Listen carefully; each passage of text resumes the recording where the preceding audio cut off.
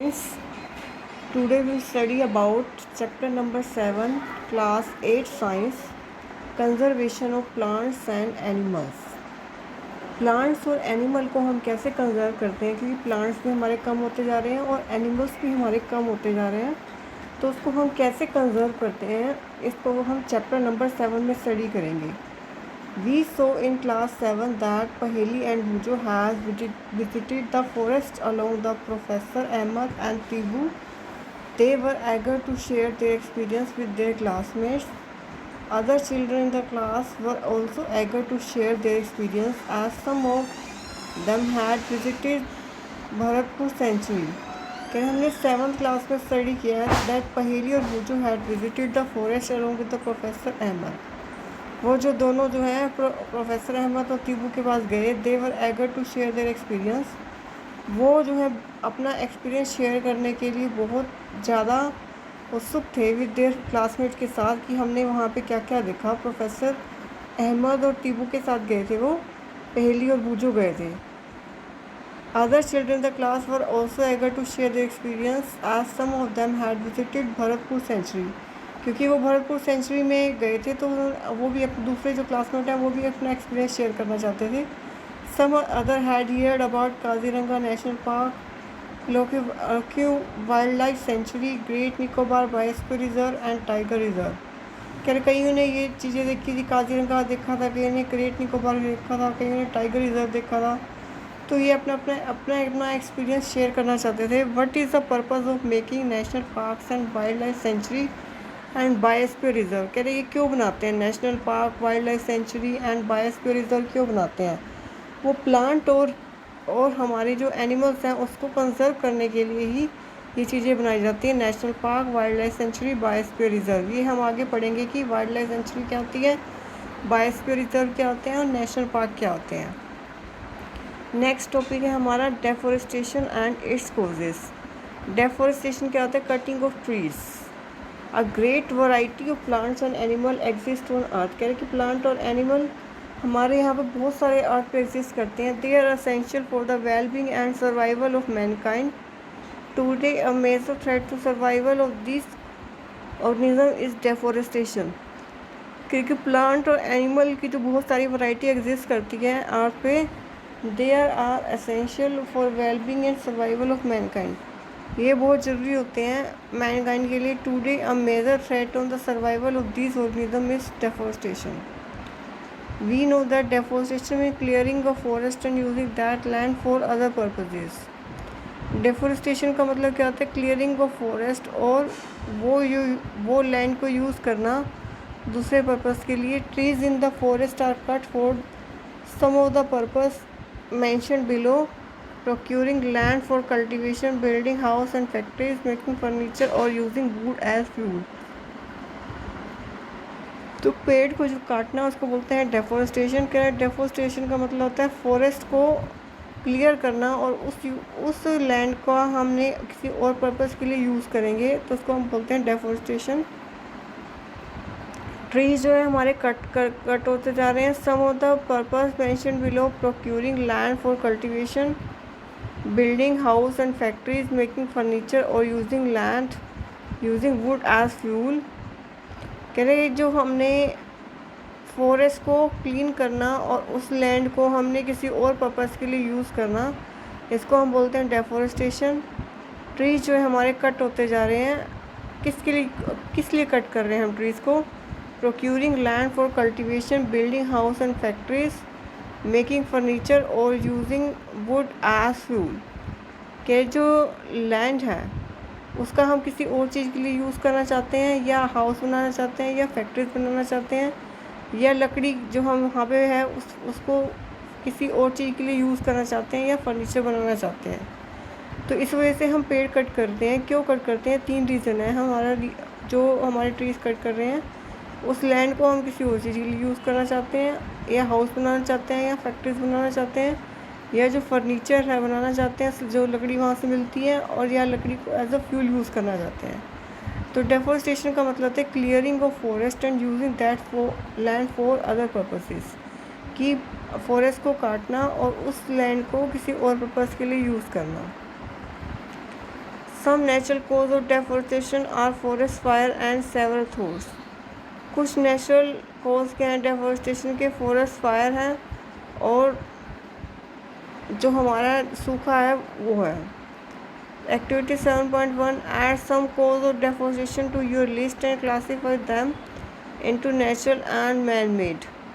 कि जो हमारे जो कोज हैं डेफोरेस्टेशन के उसको स्टडी करो और उसको नेचुरल और मैन मेड में क्लासीफाई करो। कॉन्सिक्वेंसेस ऑफ डेफोरेस्टेशन, डेफोरेस्टेशन का क्या क्या हमारे कॉन्सिक्वेंसेस हैं इसमें स्टडी करेंगे हम। नेचुरल कोज जो हमारे डेफोरेस्टेशन के क्या है, फॉरेस्ट फायर और ड्रोट। मतलब जो डेफोरेस्टेशन किसकी वजह से होता है, फॉरेस्ट फायर की वजह से या ड्रोट की, सूखे की वजह से होता है। तो हमने डेफोरेस्टेशन के बहुत और भी कोज हमने देखने हैं और लिस्ट बनानी है कि कौन से नेचुरल तरीके से नेचुरल हैं और कौन से मैन मेड है।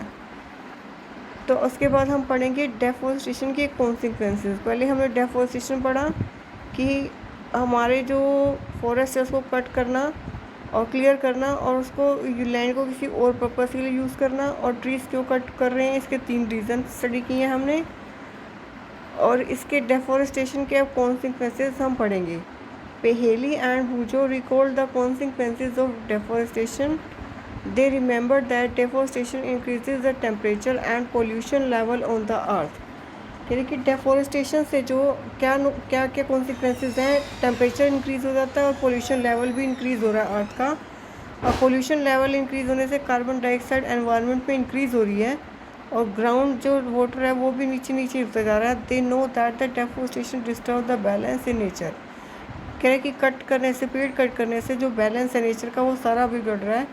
They were told by professor Ahmad that if cutting of trees continues rainfall and fertility of the soil will decrease. कह रहे प्रोफेसर अहमद ने कहा कि अगर ट्रीज़ ऐसे ही कट करते रहें, रेनफॉल जो और फर्टिलिटी जो सोइल है वो भी बिल्कुल कम हो जाएगी। रेन जो आनी वो भी बहुत कम हो जाएगी और जो सोइल की फर्टिलिटी है वो भी बहुत कम हो जाएगी।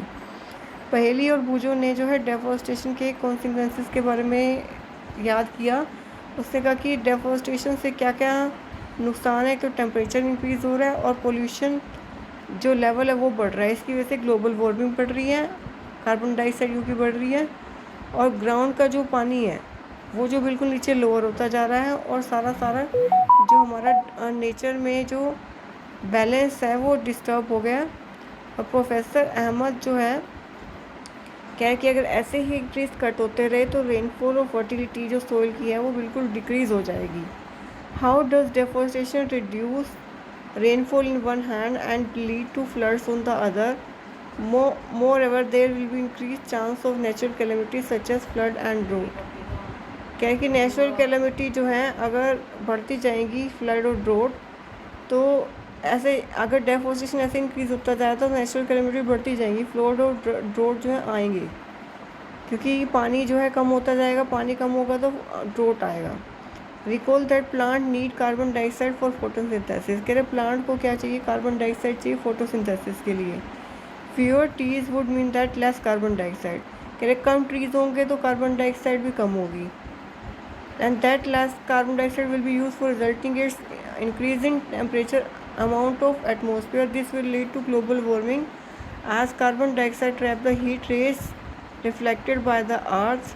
This increase in temperature of the earth disturb the water cycle and may reduce rainfall. This cause drought. कह रहे कि जो प्लांट है उसको कार्बन डाइऑक्साइड चाहिए फोटोसिंथेसिस के लिए। अब कम ट्रीज होंगे तो लेस कार्बन डाइऑक्साइड होएगी, लेस कार्बन डाइऑक्साइड होएगी तो it will be use by resulting in increase in amount of atmosphere. अब कार्बन डाइऑक्साइड अगर ज़्यादा बढ़ रही है तो इसकी वजह से ग्लोबल वार्मिंग इंक्रीज़ होगी। ग्लोबल वार्मिंग इंक्रीज़ होगी क्योंकि वो जो है हीट रेज जो है रिफ्लेक्टेड बाय द अर्थ है वो सारी जो ट्रैप की हुई हैं वो भी इंक्रीज़ होंगी और इसकी वजह से जो है अर्थ पे टेम्परेचर इंक्रीज़ होगा और वाटर साइकिल जो है डिस्टर्ब हो जाएगा। वाटर साइकिल डिस्टर्ब होगा तो रेन आनी कम हो जाएगी और इसकी वजह से जो है ड्रोट हो जाएगा, सूखा पड़ जाएगा। Deforestation is the major cause which leads to the change in physical soil properties. कह रहे हैं कि पेड़ को कट करने से जो है सोइल की प्रॉपर्टीज़ में भी चेंज आता है। Physical property of the soil get affected by plantation and vegetation. कि फिज़िकल जो प्रॉपर्टी है सोइल की वो जो अफेक्ट होती है प्लांटेशन से और वेजिटेशन से। Recall from class 7th how trees prevent soil erosion. कहते क्लास 7th में हमने पढ़ा है कि ट्रीज जो है सोइल इरोजन को कैसे जो है class 7 how trees prevent soil erosion कि ट्री जो है सोइल इरोजन को कैसे बचाते हैं, क्योंकि वो सोइल को बाउंड करके रखते हैं, बिल्कुल उसकी जो जड़ें होती हैं वो सोइल को टाइट करके रखती हैं ताकि सोइल इरोजन ना हो। Removal of the top layer of the soil expose the lower hard and Rocky layer. क्या जब उसकी ऊपर वाली जो लेयर है वो बिल्कुल ख़राब हो जाती है, ऊपर वाली लेयर एक्सपोज हो जाती है, this soil has less humus and is less fertile. जो टॉप लेयर रिमूव हो जाती है तो उसमें the soil has less soil जो है बिल्कुल कम ह्यूमस वाली हो जाती है और लेस फर्टाइल हो जाती है। तो फर्टाइल जो लैंड है गेट्स कन्वर्टेड इनटू डेजर्ट। जो फर्टाइल लैंड है वो डेजर्ट में कन्वर्ट हो जाती है, इट इज़ कॉल्ड डेस्टरिफिकेशन। तो हमारा जो डेफोरेस्टेशन से क्या होता है, तो सोइल की फिज़िकल प्रॉपर्टीज़ में चेंज आता है, और जो हमने जो ट्री जो है सोइल इरोजन को जो है प्रिवेंट करती थी, अब सोइल इरोजन भी इंक्रीज़ हो जाता है। सोइल इंक्रीज़ होगा तो टॉप लेयर जो है वो ख़त्म हो जाएगी और हमारी जो सोइल है लेस फर्टाइल बन जाएगी, और जो हमारे फर्टाइल लैंड है वो कन्वर्ट हो जाएंगे डेजर्ट में। इसको बोलते हैं desertification. Deforestation also leads in decrease in the water holding capacity of the soil. The movement of water from the soil surface into the ground is reduce. कह रहे कि पेड़ कट करने से जो पानी की जो कैपेसिटी है, होल्डिंग कैपेसिटी है, वो डिक्रीज़ हो जाएगी। So these are called flood, इसको फ्लड कहते हैं। The other property of the soil like nutrient content texture also change because of deforestation. We also study in class 7 that we get many product from forest. कह रहे forest से हमें बहुत सारे product मिलते थे। Least this product will be face a shortage of this product if we continue cutting trees. कह रहे अगर हम ऐसे ही ट्रीज़ कट करते रहे तो प्रोडक्ट की शॉर्टेज हो जाएगी। Activity 7.2 animal life is also affected by deforestation. How list of points and discuss them in your class. कि एनिमल लाइफ जो है डेफोरेस्टेशन से कैसे अफेक्ट होती है, क्या इसको पॉइंट डिस्कस करो और उसको क्लास के अंदर देखो। तो डेस्टरिफिकेशन क्या होता है, जो हमारी फर्टाइल लैंड है वो डेजर्ट में कन्वर्ट हो जाती है, जिसको बोलते हैं डेस्टरिफिकेशन। डेफोरेस्टेशन जो है उसका एक और कॉन्सिक्वेंसेस क्या है कि जो वाटर होल्डिंग कैपेसिटी है वो कम हो जाती है। तो मूवमेंट जो वाटर की है सोइल से ग्राउंड में वो कम हो जाती है, इसको बोलते हैं these are floods. Other property जो है जैसे कंटेंट है, टेक्सचर है, वो भी सोइल का चेंज हो जाता है डेफोरेस्टेशन से। और जो हमारे को फॉरेस्ट से जो प्रोडक्ट्स मिलते हैं, रबड़ मिलती है, तो वो भी कम हो जाती है अगर हम कंटिन्यूटी में ट्रीज़ कट करते हैं तो। और एनिमल लाइफ भी अफेक्ट होती है डेफोरेस्टेशन से। पेड़ कट करते हैं तो एनिमल लाइफ भी हमारी डेफोरेस्टेशन की वजह से अफेक्ट होती है। तो हमने आज सबसे पहले पढ़ा डेफोरेस्टेशन क्या होता है, जो कटिंग को हमारा जो कट करना, क्लियरिंग करना हो फॉरेस्ट को और उसको लैंड को किसी और पर्पस के लिए यूज़ करना, उसको बोलते हैं डेफोरेस्टेशन। ट्रीज़ क्यों कट करते हैं, उसके 3 रीज़न हैं। या तो हमने हाउस बनाना चाहते हैं, फैक्ट्रीज बनाना चाहते हैं, या फर्नीचर में उसकी जो वुड है उसको यूज़ करना चाहते हैं, या उस लैंड को किसी और चीज़ के लिए यूज़ करना चाहते हैं। उसके बाद हमने डेफोरेस्टेशन के हमने कॉन्सिक्वेंसेस पढ़े।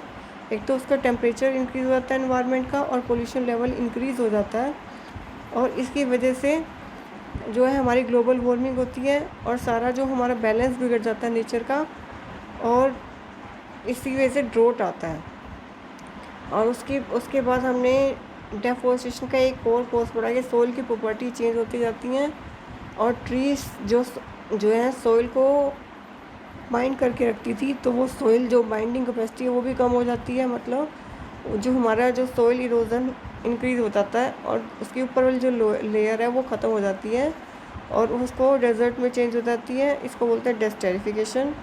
और भी हमारे जो कंटेंट है, टेक्सचर है, वो है सोइल का, वो चेंज हो जाता है। Thank you.